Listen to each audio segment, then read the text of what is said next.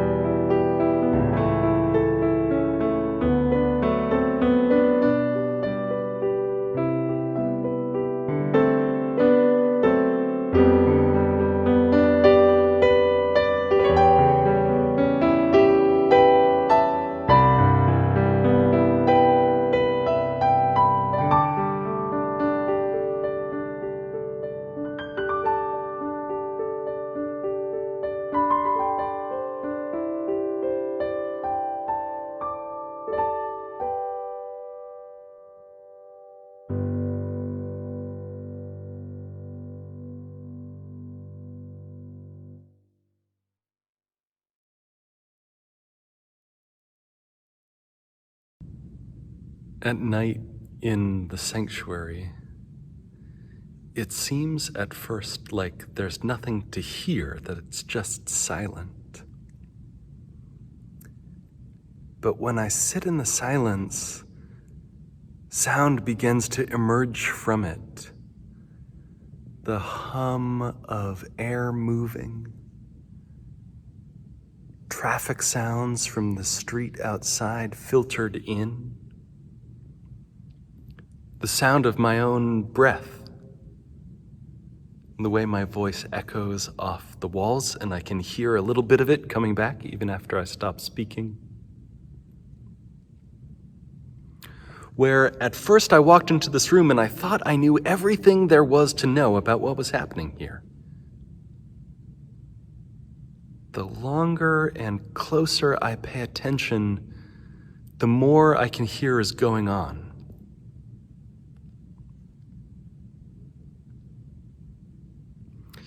Deep listening begins in silence, but even before that, deep listening begins in the recognition that there's more to hear, more to see, more to perceive, more to experience in the world and with each other than we might think at first.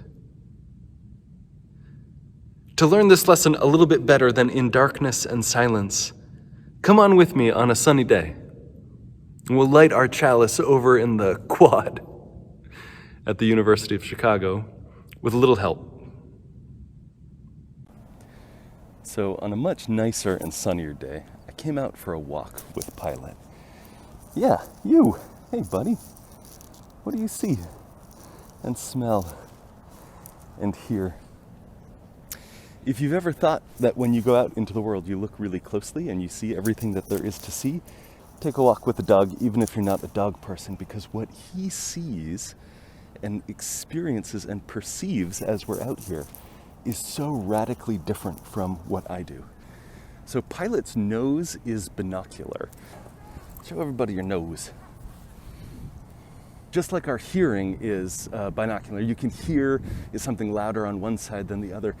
He can follow smells the same way that we can follow sounds. So this guy can also tell time by scent. So say a hot dog drops on the ground, and then somebody picks up the hot dog. He can tell how long it's been since the hot dog was there. So he smells the hot dog smell, the little traces that have been left on the ground, and he can tell by what that smell is and how much of it there is, how long it's been since that thing was there. So as he moves through the world, he's not just seeing the things that are right in front of him with his eyes. He's seeing the traces left behind of things that may have happened days ago. So when he comes to smell a lamp post, a favorite activity, don't worry, I'm only going to show you the sniffing part, he's smelling not just who's been by like this afternoon, but who's been at this thing for the last few days. These guys were bred originally as mountain rescue dogs in the Alps in Switzerland. And 150 years ago, 200 years ago, the dogs that used to be this breed would find people who'd been trapped in the snow, and some of them would come snuggle close to warm them up, which is why he thinks he's a lapdog. And some of them would go back and warn the others. So he was bred to have that scent and hearing, and to a lesser degree, sight, to find people and to use those senses, which see so much more of the world than we do, as a tool to help people in need. What do you smell? What do you smell? I'm gonna smell it. It smells like grass, and maybe a little bit of dirt, and a little bit of dried leaves. But I strongly suspect that is not the only thing that he's smelling. Maybe he's smelling if someone was sitting here earlier today. Maybe he's smelling if someone walked across with shoes that had dirt on them from somewhere else. Maybe he's smelling if another dog came through, or when the last time a squirrel sat right here. Are you going to be a pointy-eared dog? I don't think so. But there's a lot of ear in there. And he can hear not just the sounds that we can hear, but sounds at a higher pitch, a higher frequency than we're even able to. So when he's sitting here next to me, he's not just hearing the birds chirping and the sound of the wind blowing in my voice. He is potentially also hearing the hum of an electric generator in a basement of one of these buildings. He is in a soundscape, just like the smellscape, that is different from the one that I inhabit, that we inhabit.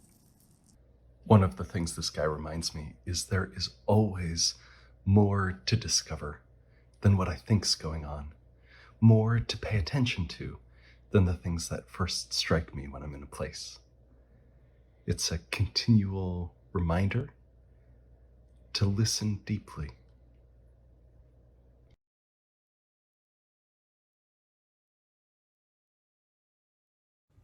I invite you now to join in the reciting of our covenant. The commitment that we make to each other about what it is we're doing here, why we gather, who we're becoming and who we are.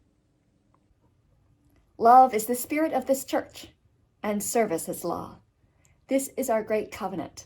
To dwell together in peace, to seek the truth in love, and to help one another. I invite you now to greet one another warmly in the chat box of friendship. Remembering it's public, say hello.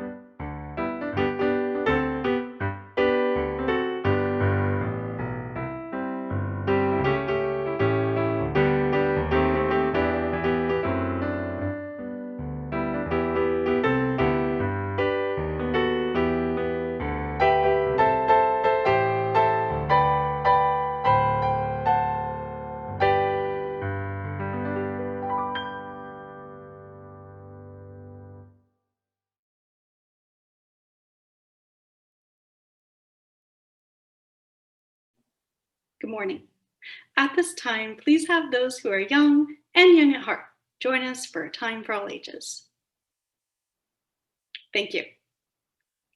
As we enter worship this morning, I want you to look at your computer or other device. Is this window where services are playing the only thing that is running on your computer? On my own computer, there are many programs open besides my web browser. Let's take a moment and look together. So here is my desktop, and of course Zoom is open because I'm recording. That process might be hidden from you. However, I also have Slack for communicating with work colleagues, a Finder for looking at files. I have not just one web browser, but 1, 2, 3, as well as a couple of Word documents and even some other browser windows. You get the idea. There's a lot going on my computer, and those are just the things that you can see. It's not even everything that is running on my device. To be able to see that, I need to pull up something called the activity monitor. So besides the things that you can see, there are, I would guess, at least 100 other background processes that are constantly going on, right? Not even things I open and close, just things that continue in the background. Now, you might be wondering, wait, why are you sharing this with me at church? Well, I wanted to take a look because I know that church isn't the only thing going on in your life, even right now. I bet that there are a whole lot of other things, not only on your computer, but in your mind that you have been thinking about and working on, and that is normal. Now, on a computer, just like in our daily lives, it seems like everything needs our attention. Right? Now, maybe we can be proactive. We can close one or two programs. We can put aside a project that we've been working on that we know we just need space from. But as you saw, some of the processes are hidden. They don't just go away. So what then? How do we make space to focus and listen when we know that there are so many demands for our attention, both in digital and in mental spaces? For some guidance on this, I looked to Mahingar Rohipni, a meditation teacher that was recommended to me by a colleague for some ideas. Because listening and focusing on what we want to in the outside world can be improved by practicing the skill of creating stillness inside. Now, notice I said the word skill. This isn't something that I, at least, can just do. It's something that takes work, and perfection is not the goal. Think of it this way. Those background programs will always run, but you don't have to run to them, yet sometimes we do. Meditation doesn't just build skills for stillness, but also helps to build the skill of self-forgiveness so that you can move on from those distractions and come back. We've all checked our email during a meeting, forgotten the name of someone that we've just met, or generally not been present in a way and when we wanted to be. That's normal, it's okay. Meditation can help us to be more self-forgiving and more intentional. So in just a moment, we are going to practice something called a sound meditation. That is where you try and clear your mind as much as you can from all thoughts and focus just on the sounds that you hear around you.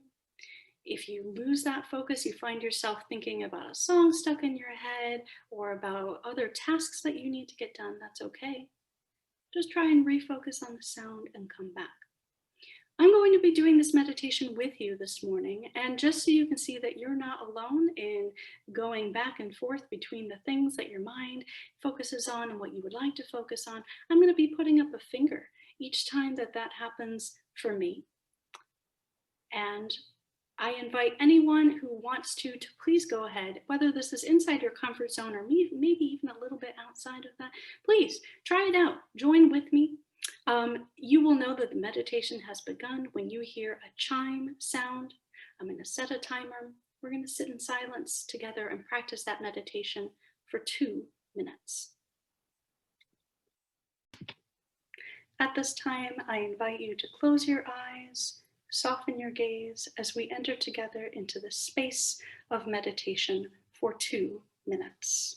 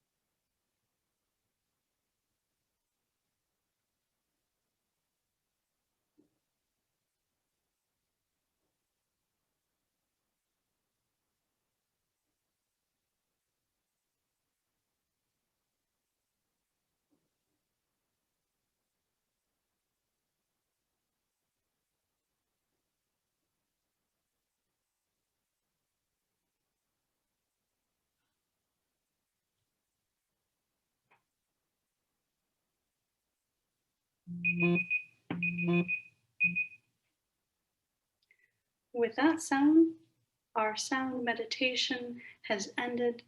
Thank you so much for taking the time to listen to yourselves so that you can make space to listen to others and be intentional with your focus.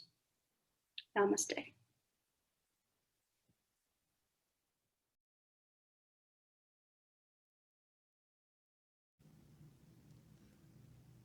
Let us now enter our time for prayer and meditation.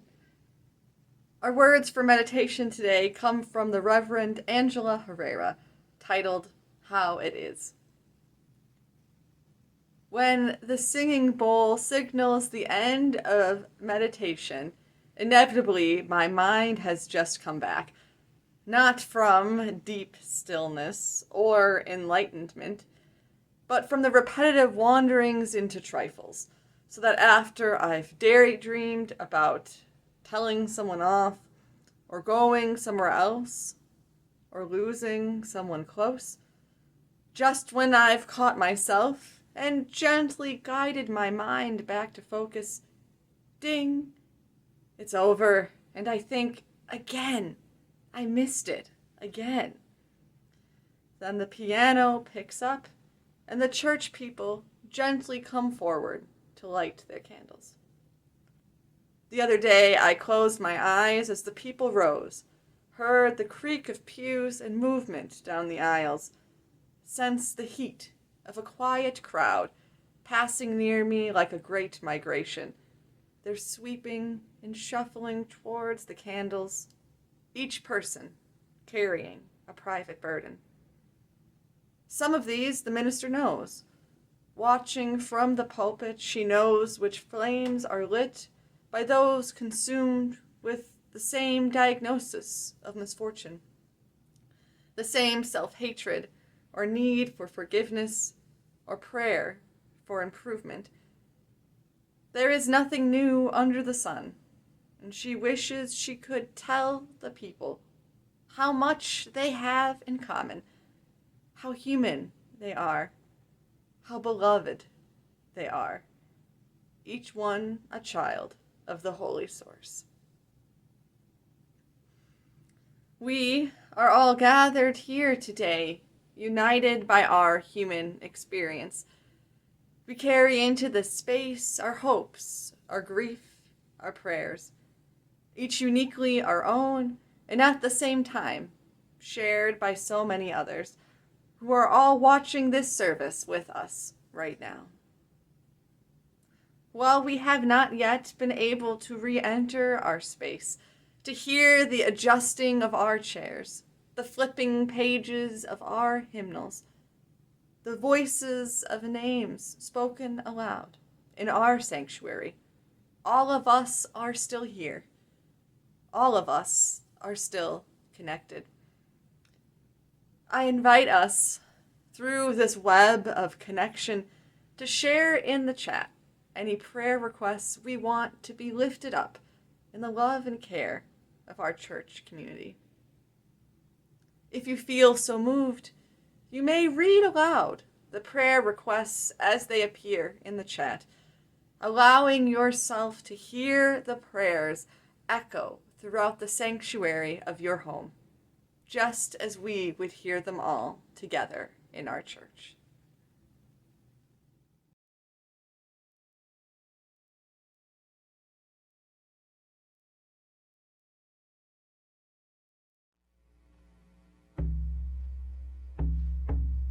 I am finding my way. I am finding my way.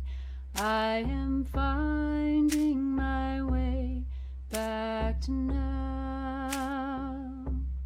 I am finding my way.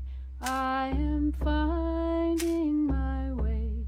I am finding my way back to now.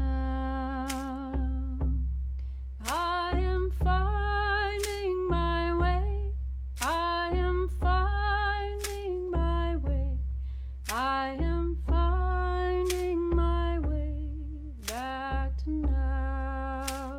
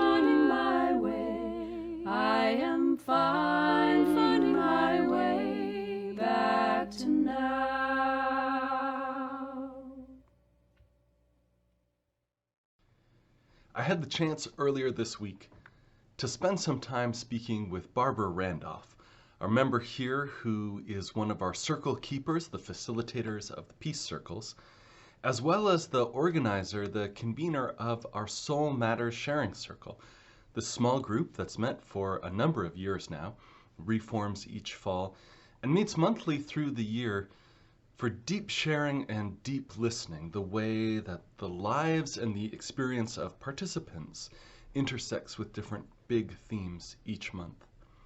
So Barbara is a great person to talk with about deep listening. I'm going to share just a little bit of that conversation with you. A longer version will be up on our podcast feed later this week, and I'd encourage you to take a listen. Barbara joins me from her home, from the room where her granddaughters stay, and I'm delighted for the whimsy she put on one of the crowns that she wears for them in this conversation. I love that weaving of deep, important, but not too serious. I have had the experience of deep listening in my life, which you're speaking of. This is how I describe it. When they are doing deep listening, I can hear them listening. It's a sound, it's a space, and it's astonishing to me that I can hear them listening. And I say all these circles that I've had the honor to be a part of or create, facilitate, are giving me the opportunity to practice that. We just had a Soul Matters group last Sunday, and someone was telling a story, and I noticed that as I was listening to someone else's story, I looked down at my notebook and I was starting to think about what I was going to say. And then I checked that, because the other piece of this to me is to be fully present with each other, as present as you can be, given everything outside of your life that keeps calling you and distracting you. Like there's a quality of making space by doing that, or letting go of needing to fill the space. Does that get easier with time? Like, is this a learned skill? I think it's a practice. It's a practice. It's something you practice, because every time you come to a circle, you're in a slightly different place. Your demands are still whirling around you. But I should say, and I think it does get, on one hand, I think it gets, it becomes a part of your skills that you're able to do this. On the other hand, I think you still always have to, be committed to focusing or refocusing, and to, be present. Be as present as you can under the circumstances.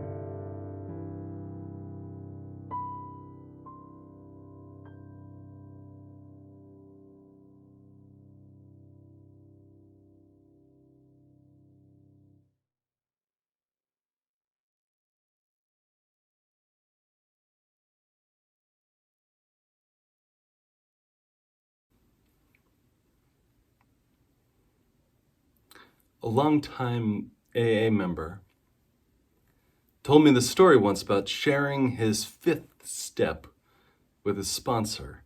The idea in a 12-step program at that point is to make a fearless and searching moral inventory, all the times that you've fallen short, and then share it honestly with yourself and your higher power and with another person.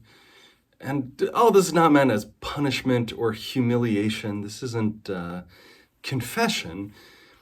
It's a facing of the past.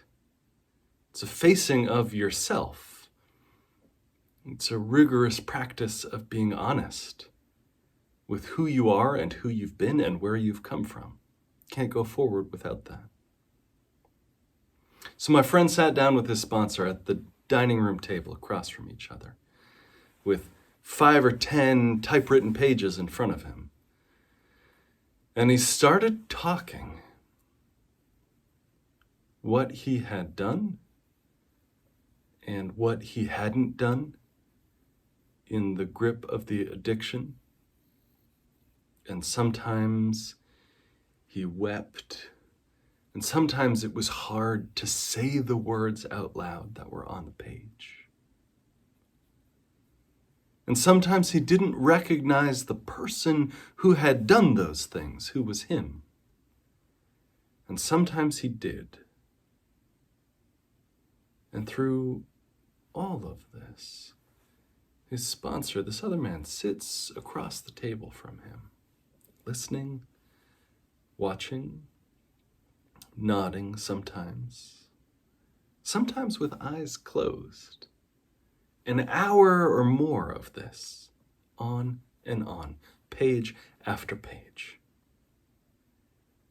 And at the end, his sponsor says, "Is there anything else?" This is the first question he's asked, the first words he's spoken. Is there anything else?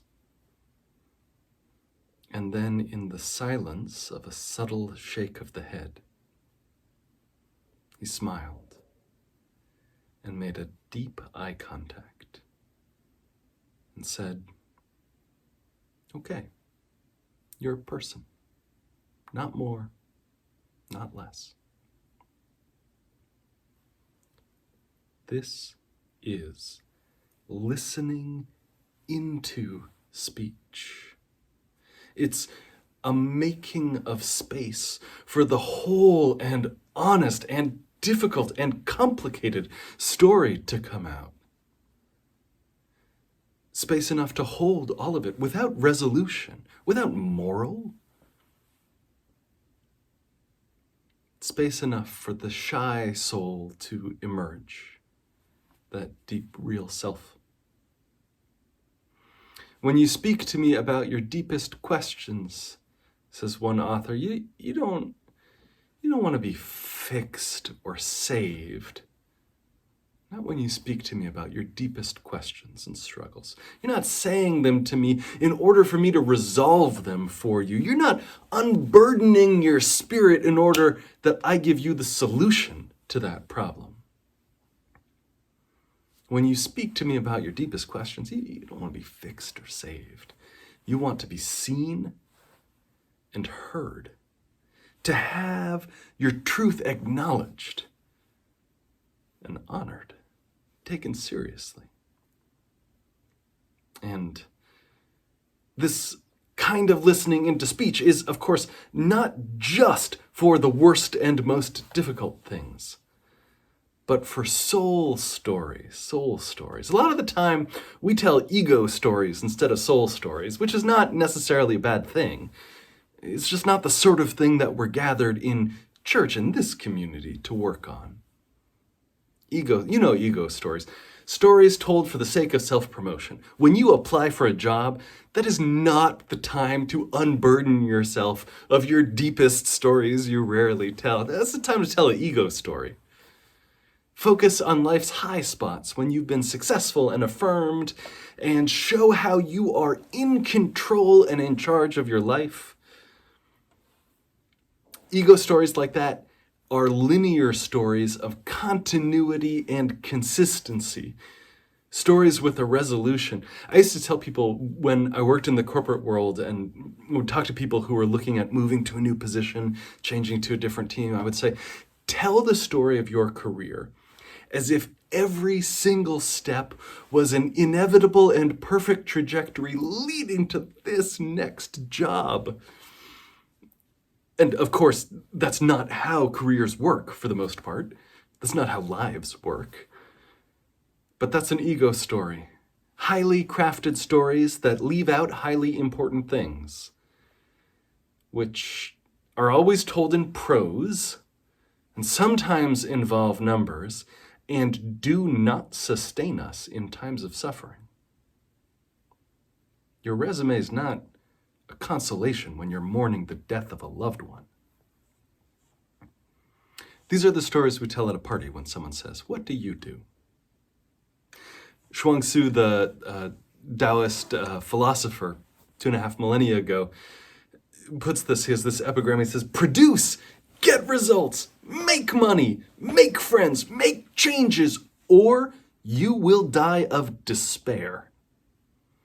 I love it. This is like 2.5 millennia old sarcasm. But contrast those ego stories with soul stories. Soul stories are the story beneath the ego story. They're the ones with the thread of truth running and weaving and tangled and knotted through the middle of them. Soul stories honor shadow as well as light, suffering as well as gladness. Soul stories are the stories of twists and turns when our best laid plans were undone by the unexpected.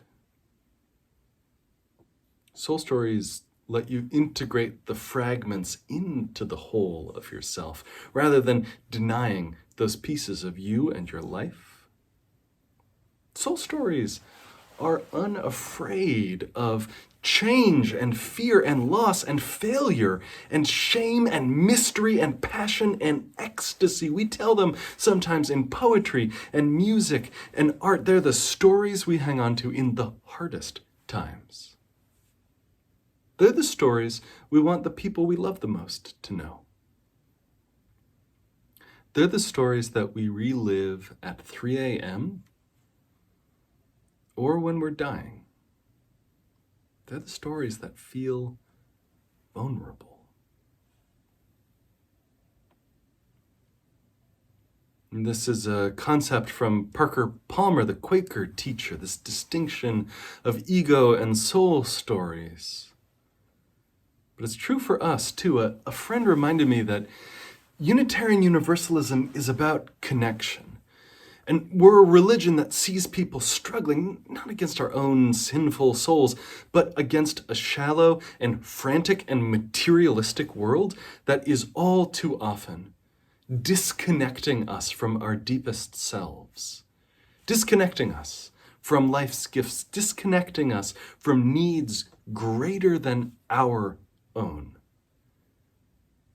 We're struggling against this narrow freedom that says what counts as freedom means you do whatever you want. A freedom from instead of a freedom for. And this tradition is not about that. This congregation is not about that. We work at our best to heal that divide by helping each other listen to our deepest selves. Listen each other into speech, open to life's gifts, serve needs greater than our own. To reconnect. In an article on the surprising pleasure of not talking, Jaida, Sandra, and John Spayde write that listening is the foundation of conversation. Through hearing others carefully, we can step imaginatively, empathetically into their shoes, experience the world from an entirely different point of view, if only for a few moments. Listening between the lines, hearing the feeling, the intention, as well as the words. It takes an incredible discipline. Active listening is not easy. You think way faster than you speak. When you're listening, it's so easy to tune out a speaker and just listen to your own ideas. This is so much of what we're rewarded for. I feel like so often we're rewarded for being right, not for understanding deeply. We're rewarded for the best line or quip or thesis, for the best idea, not for how well we hear each other, how completely we're able to put ourselves into each other's experience.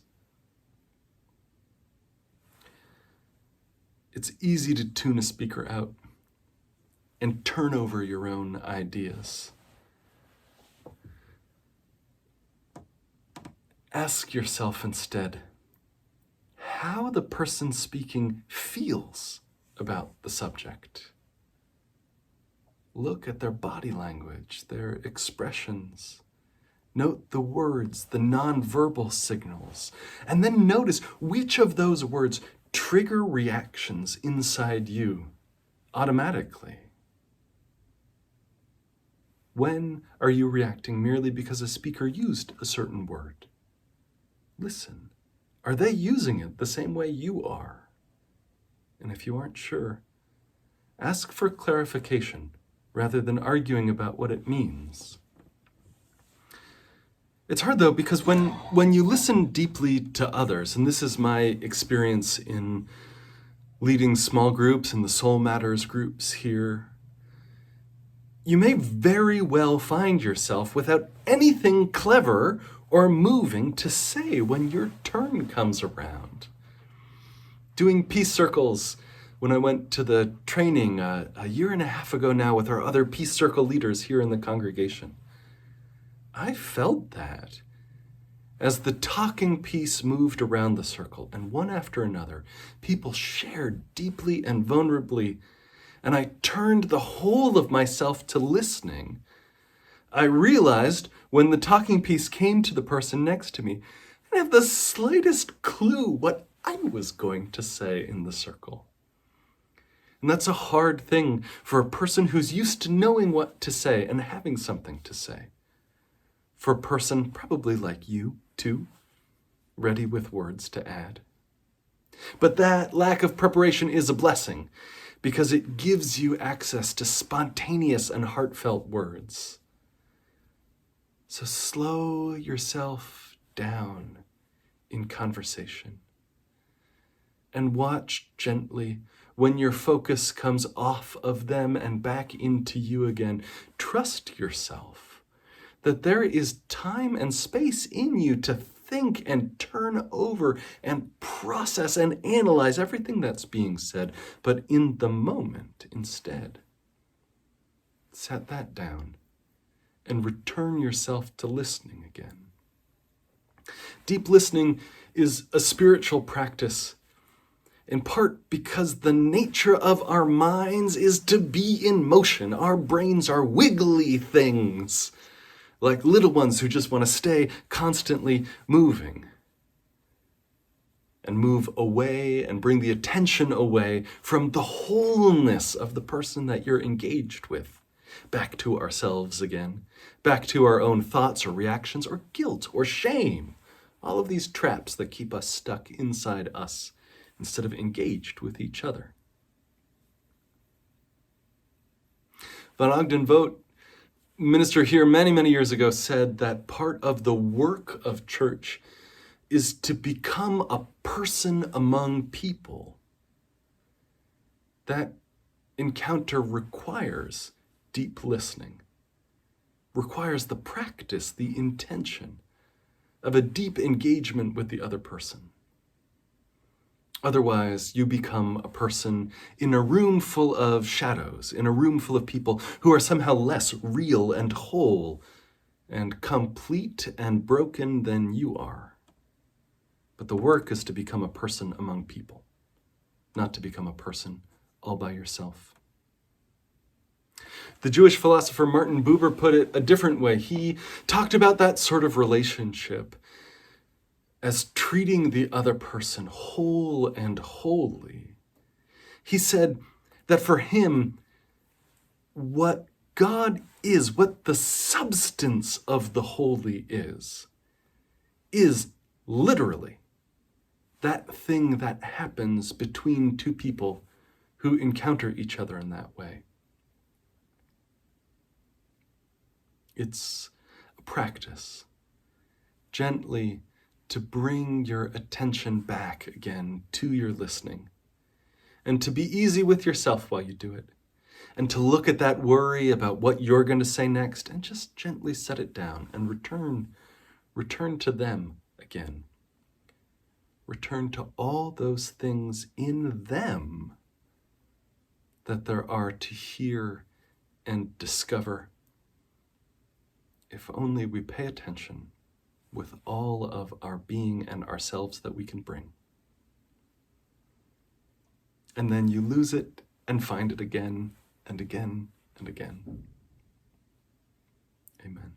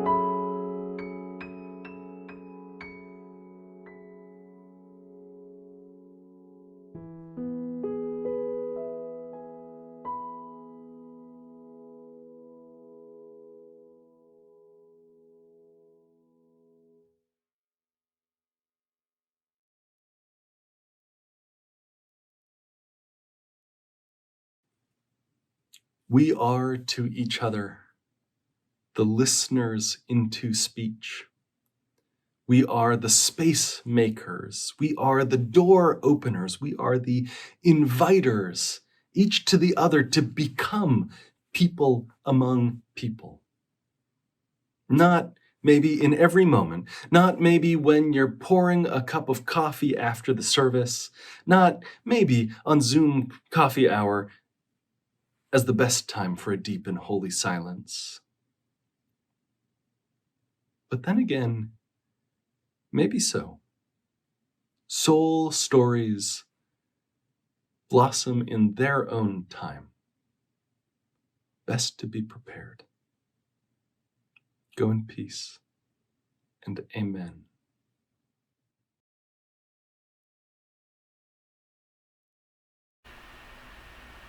I extend a warm thank you to all of those people who have made today's worship service possible, including you, our viewer.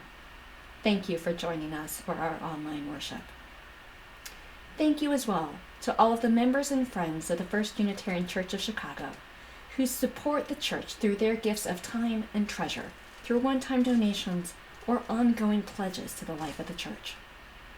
Everything you experience at the church, from online worship to the in-person gardens and facility, are made possible through donations of people just like you and those other people in the comment box.